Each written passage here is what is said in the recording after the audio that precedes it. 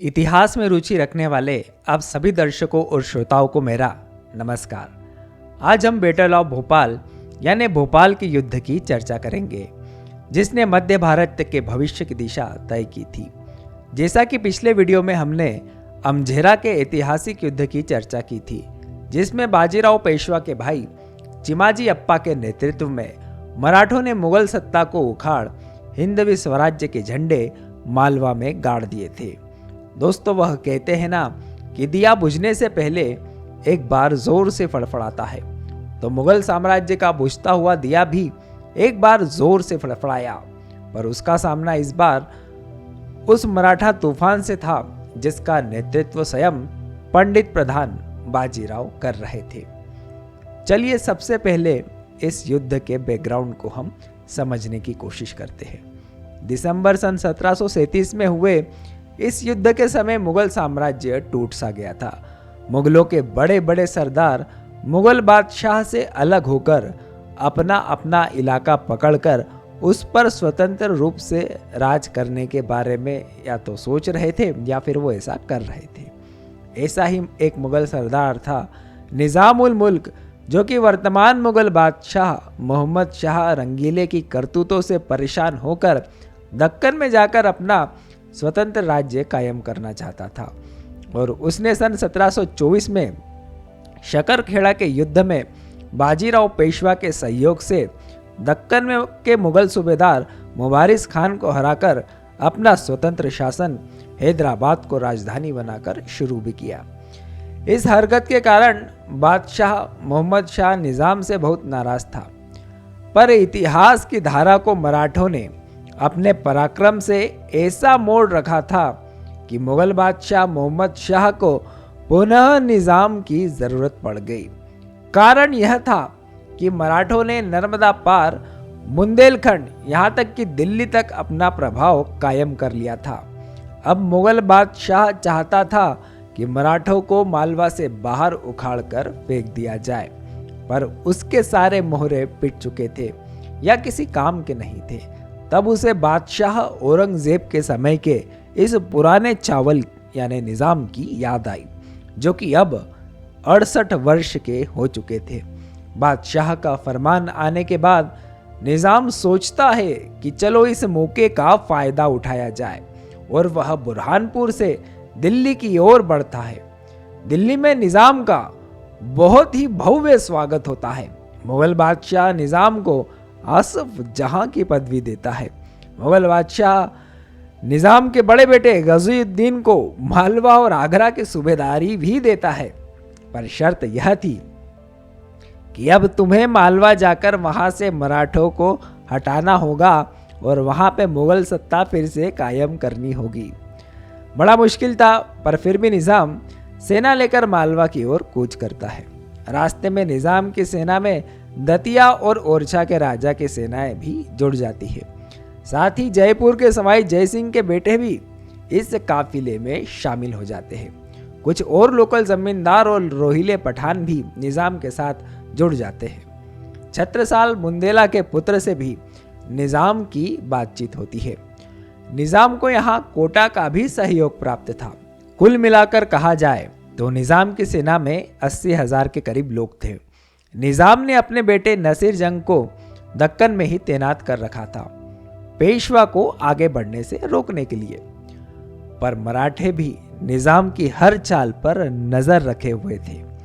जैसे ही बाजीराव को यह पता चलता है कि निजाम दिल्ली से मालवा की सूबेदारी हासिल कर एक विशाल सेना लिए मालवा की तरफ बढ़ रहा है, तब बाजीराव भी सेना जुटाकर तेजी से निजाम के बेटे को चकमा देते हुए खरगोन, फिर पुनासा और ओमकारेश्वर होते हुए मालवा की तरफ बढ़ते हैं। साथ ही बाजीराव अपने भाई चिमाजी अप्पा को बुरहानपुर से लगभग 60 किलोमीटर दूर वरगांव में निजाम के बेटे नसीर जंग को दक्कन से आगे बढ़ने से रोकने के लिए सेना सहित तैनात भी करते हैं।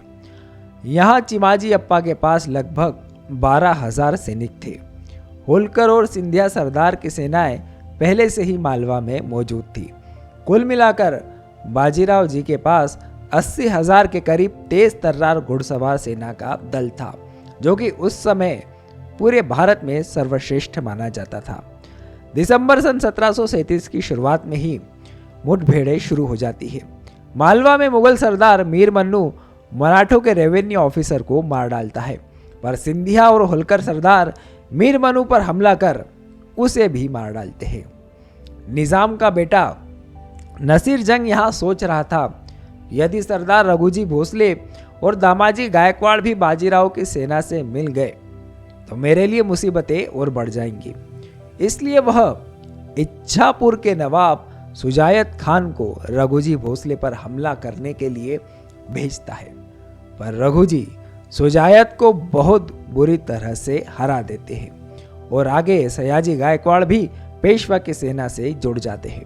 अब निजाम ने भोपाल के पास स्थित रायसेन के किले में अपना भारी सामान रखवा दिया और वह खुद सेना लेकर भोपाल पहुंच जाता है। अवध के नवाब सादत अली की 10,000 की सेना भी निजाम से आ मिलती है।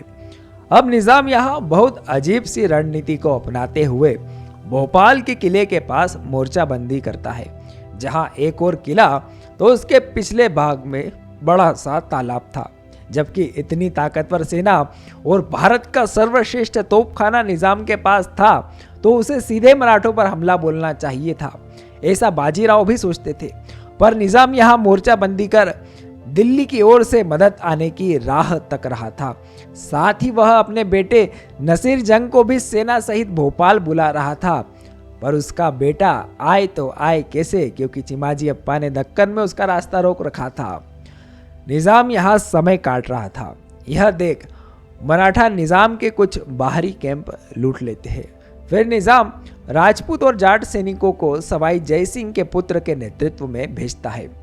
इसका जवाब देने के लिए मराठों की तरफ से सरदार राणोजी सिंधिया, सरदार पिलाजी जाधव, सरदार सयाजी और दूसरे सरदार आगे आते हैं। मराठे दुश्मन के गोला बारूद का सामना करते हुए मुगलों के 150 सैनिक मार गिराते हैं, पर 50-60 लोग वह गवाते भी हैं। यह देखकर निजाम अपनी सेना को वापस पीछे बुला लेता है। अब मुगल सेना में मौजूद राजपूत और निजाम के बीच तनाव उत्पन्न होने लगता है।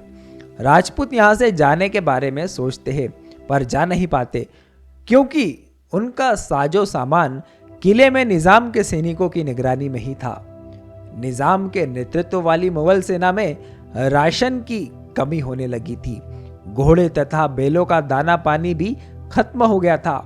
ऊपर से मराठे लगातार रॉकेटों की बौछार करके उनका जीना हराम किए हुए थे। इसी बीच निजाम के प्रमुख सरदार अब्दुल मंसूर अली और कोटा के नरेश अपने सैनिकों का दल लेकर यहाँ से निकलने लगते हैं, पर सरदार मल्हार राव होलकर तुरंत अपने घुड़सवार दल के साथ उनके रास्ते में खड़े हो जाते हैं और उन्हें वापस पीछे की ओर धकेल देते हैं। यहाँ निजाम को अभी तक अपने बेटे नसीर जंग और दिल्ली से बादशाह की सेना आने का इंतजार था। इसलिए निजाम समय काटने के लिए अपने मंत्री या अपने दीवान आनंदराव सुमंत को मराठों के दीवान या मंत्री बाबूजी मल्हार से सुलह वार्ता करने के लिए भेजते हैं, पर यह वार्ता विफल हो जाती है। फिर निजाम अपनी सेना सहित थोड़ा आगे बढ़ता है, पर सरदार आवाजी कावड़े और सरदार यशवंत राव पवार निजाम पर हमला कर देते हैं। अब निजाम अपने तोप खाने की आड़ लेकर वापस पीछे की ओर चला जाता है। मराठों ने निजाम के किले के चारों ओर से घेर लिया था, उसकी घेराबंदी कर दी थी और उस तक पहुंचने वाली रसद सामग्री पूरी तरह से काट दी थी। पर मराठों के पास यहाँ इतनी भारी तोपें नहीं थी जो कि किले की दीवारों को भेद सके, इसलिए यह युद्ध लंबा खिंचा जा रहा था। पर फिर भी मराठे लगातार रॉकेट तो दाग ही रहे थे। किले के अंदर निजाम की सेना के मुस्लिम सैनिक तोप और सामान खींचने वाले बेलों को काटकर खा रहे थे, पर बेचारे राजपूत सैनिक भूखे मर रहे थे। तब निजाम हार मान लेता है और मराठों से संधि की बात चलाता है। निजाम को मराठों की शर्तें माननी पड़ती है, जिसमें पहली शर्त यह थी कि संपूर्ण मालवा पेशवा यानी मराठों को सौंपना होगा। दूसरी शर्त थी कि नर्मदा और चंबल के बीच के इलाके पर मराठों की संप्रभुता होगी। तीसरी शर्त के मुताबिक मुगल बादशाह से इस प्रस्ताव को मंजूर करवाना होगा और चौथी शर्त यह थी कि मराठों को 50 लाख रुपए देने होंगे। यह संधि या समझौता सीहोर के पास दुराई सराय पर होता है। इसके बाद होलकर, सिंधिया और पवार सरदारों सहित बाजीराव कोटा जाकर वसूली करते हैं। क्यों? क्योंकि कोटा ने मुगलों का सहयोग दिया था। इस तरह से मराठों की एक और सफल मुहिम का अंत होता है।